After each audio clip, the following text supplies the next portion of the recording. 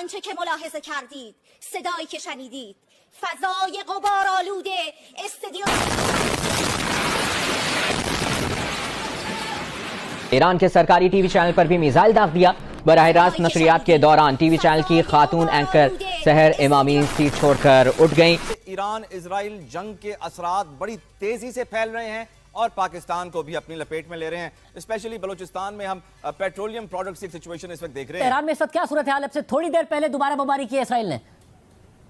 جی شاہزیب، یہاں پہ I R I be کی جو بلڈنگ ہے، ایران کا جو نیشنل ٹیلی ویژن ہے، اس کو ہٹ کیا گیا ہے. سب سے امپورٹنٹ چیز مڈل ایسٹ کے اندر ہونے جا رہی ہے وہ یہ ہے کہ اب کمپلیٹ جو مڈل ایسٹ کا جو فیس ہے وہ چینج ہونے جا رہا ہے. اور جو حکومت پاکستان نے اس وقت پاک ایران بارڈر سیل کر دیے ہیں، آپ کی نظر میں کیا یہ درست فیصلہ ہے؟ بڑے شہروں سے نقل مکانی ہو رہی ہے یا پھر لمبی لمبی قطاریں پیٹرول پمپس میں لگی ہوئی ہیں، جیسا کہ بین الاقوامی میڈیا رپورٹ کر رہا ہے. کہ ایران کے پاس شاید فائٹر جیٹس اس لیول کے نہیں ہیں، اور ابھی تک ہم نے کوئی اس قسم کی خبر نہیں سنی کہ ایران نے کوئی اپنے فائٹرز استعمال کیے ہوں. And Iran could not stop all that.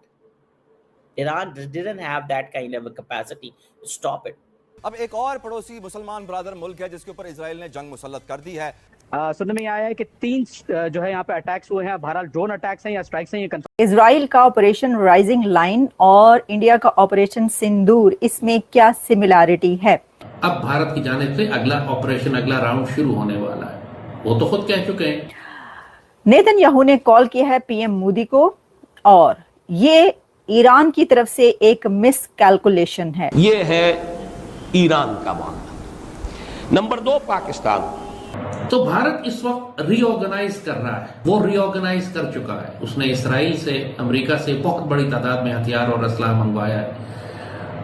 اسرائیل اس جنگ میں بھی بھارت کے ساتھ شامل ہے پاکستان کے خلاف. جتنے ڈرون پاکستان کے خلاف فائر ہوئے تھے پوری پاکستانی قوم جانتی ہے وہ اسرائیل ہے. اسرائیل نے ایران پر جو سٹرائکس کی اس میں ان کی تمام بڑی ملٹری لیڈرشپ کا خاتمہ کر دیا. اور اسرائیل کی جو سٹرائکس تھیں وہ اتنی پریسائز تھیں، انہوں نے کمروں کے اندر اپنے بیڈ رومز میں سوئے ہوئے ایران کے ملٹری لیڈرز کو وہیں پر ان کے بیڈ پر مارا ہے. اور ایک نہیں، 2 نہیں، بلکہ درجنوں لیڈرز کو انہوں نے مارا ہے. کمانڈرز کو مار دیا ہے. لیکن اس بار کیونکہ ایران کی بڑی لیڈرشپ، ملٹری لیڈرشپ کا خاتمہ ہو چکا ہے، تو اب ایران کو ایک ایسا حملہ دکھانا تھا کہ اس نے بھی سٹرائک بیک کیا. تو ایران نے جو سٹرائک بیک کیا ہے تل ابیب پر، اس میں حملہ تو بڑا ہے کہ جس میں کئی میزائلز اور ڈرون سے حملہ کیا گیا، لیکن جو نقصان ہے، لاس ہے، وہ جو اسرائیل نے ایران کا کیا ہے، ایران نے اس کے عشر اشیر بھی نہیں کر پایا. لیکن اسرائیل نے، جیسا ہم بتا چکے ہیں آپ کو. نمسکار دوستوں، کریک ریسن میں آپ کا سواگت ہے. دوستوں، اسرائیل اور ایران کے بیچ بھی لگاتار بھیڑی یدھ جاری ہے. دوستوں 5 دن سے بھی اسرائیل اور ایران کے بیچ جو ٹینشن چل رہی ہے، دوستوں ایران کو پاکستان میں کافی سامنے آیا ہے، جس میں پاکستان کے ایک ٹی وی چینل چلتے تھے جو لائیو اسرائیل کی لائیو بتا رہے تھے. اس کے سامنے اس کی بلڈنگ میں کو لے کر دھماکہ ڈیبیٹ چل رہی ہے. دوستوں لائیو رپورٹ بھی ہو گیا. اسرائیل لگاتار ایران کے پیچھے کر رہا ہے، گھنٹوں کے بیچ لگاتار سنگھرش جاری ہے. اور اسرائیل میڈیا بھی لگاتار یہ چرچا کر رہے ہیں کہ حملہ کیا تھا ایران کی طرف ہے.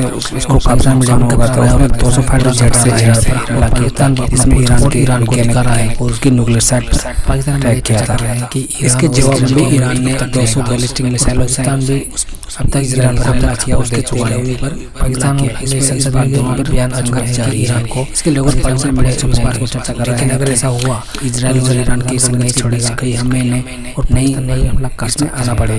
اور ہم دیکھتے ہیں اس ویڈیو میں پاکستان کی لائیو ڈیبیٹ اس بات کو جانتے ہیں اس کا کیا ریئیکشن ہے. چلیے بھائی جانتے پاکستان چینل کو سبسکرائب کر لیجیے. Everything in Middle East is being changed. Everything. میں آپ کو ایک پورا رن ڈاؤن بتا دیتا ہوں، ایک رن ڈاؤن بتاتا ہوں ہونے کیا لگا ہے. What Israel plans, what Israel has a plan. اور یہ let me explain you in some of the phases what they want to do. یہ سچویشن بڑی کریٹیکل ہو چکی ہے مڈل ایسٹ کے اندر. پہلی بات تو یہ ہے کہ انہوں نے جو پہلا فیز تھا، they attacked Iran on this pretext that Iran has nuclear enrichment facility. Iran has nuclear enrichment facility and the Iranian authorities including Ayatollah Khamenei and all these people, they have done so much for acquiring nuclear weapons, and these people are complicit. और हमें ये इनकी pretext है. Phase 2 में इनका क्या mindset है? इन्होंने तमाम मिलिट्री लीडरशिप को उड़ा दिया, टॉप मिलिट्री लीडरशिप को, टॉप न्यूक्लियर साइंटिस्ट को उड़ा दिया, की न्यूक्लियर फैसिलिटीज को ख़त्म कर दिया, एनर्जी इंफ्रास्ट्रक्चर को इन्होंने ख़त्म कर दिया या उसको अटैक किया, उसको उसकी प्रोग्रेस या वो सारा उसको कम कर रहे हैं. और जो IRGC के हेडक्वार्टर है उस पर हमले किए, एयरपोर्ट्स पे हमले किए, and Iran could not stop all that. Iran didn't have that kind of a capacity to stop it. So the third phase is just सारे का सारा जो गवर्नमेंट इंफ्रास्ट्रक्चर है पूरे मुल्क के अंदर उसको एलिमिनेट कर दो. So starting from this pretext क्या है? Nuclear weapons, facilities, this.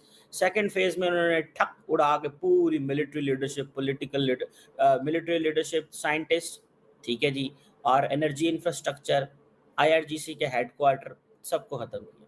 Third में गवर्नमेंट इंफ्रास्ट्रक्चर तबाह करने लगे हैं पूरे मुल्क के अंदर, जिसमें बहुत हद तक वो कामयाब हो गए. अब जो चौथा फेज है ना, that is more lethal and dangerous, and that is where they are going to eliminate the key political leaders, including the supreme leader Ayatollah खामनाई. अब अगर ये चीज हो जाती है, if they eliminate the key political leaders, जैसे मैं आपको अर्ज कर रहा हूं, तो फिर आप देखिएगा कि this is going to be a new middle east. This is not the middle east जो हम देख रहे हैं या जो नजर आ रहा है. वो कि ईरान के पास शायद फाइटर जेट्स उस लेवल के नहीं हैं, और अभी तक हमने कोई इस किस्म की खबर नहीं सुनी कि ईरान ने कोई अपने फाइटर्स इस्तेमाल किए हों या कुछ ऐसा किया हो कि इजराइल का अटैक रोका हो. बट इजराइल मिसाइल भी हैं उनके पास, और स्टेट ऑफ द आर्ट जो दुनिया के बेहतरीन जहाज़ हैं वो इजराइल के पास हैं, और उन्होंने उसका इस्तेमाल किया है और वो कर रहे हैं. उन्होंने रिफाइनरीज, उन्होंने वहाँ का TV चैनल और वाटर सिस्टम जो है इवन उसको भी निशाना बनाया. और वो कहते हैं, तेहरान के लोगों को बार बार कह रहे हैं कि आप तेहरान को खाली कर दें क्योंकि हम अभी इसको छोड़ेंगे नहीं. और उसके जवाब में ईरान का ये कहना है कि इन्होंने हमारे यानी एक पूरा नीचे से लेके ऊपर तक जो एक सिस्टम था उनका, उसको हिला के रख दिया. उनके जर्नल्स, उनके जो स्पाई एजेंसी, उसके चीफ, उनके आर्मी चीफ, पाकिस्तान इनकलाब के चीफ, सबको मार दिया. तो उस पर ईरान कह रहा है कि अब ये चीज़ ख़त्म होने वाली नहीं है और अब हम तैयारी कर रहे हैं कि हम इस हमलों का जवाब दें. हाँ, एक बात ज़रूर हुई है कि पहली दफ़ा इस तरह के मिसाइल्स का इस्तेमाल इसराइल के ख़िलाफ़ ईरान ने किया है, और इसराइल में भी बहुत नुकसान हुआ है. अभी तक की जो ख़बरें हैं, काफ़ी सारे लोग मरे भी हैं और ज़ख्मी भी हैं, और जो इमलाक है उसको भी नुकसान पहुंचा है. बल्कि मैं तो ख़बर पढ़ रहा था कि जो Netanyahu prime minister of Israel है, उनके जो रिहाइश गाह है उसके पास भी मिसाइल गिरा है. तो खैर वो अपने टेक्नोलॉजी उनके पास है, उसका भी वो इस्तेमाल करे. और इसके साथ साथ एक बड़ी और ख़बर चल रही है कि जी पाकिस्तान न्यूक्लियर का इस्तेमाल कर सकते हैं इसराइल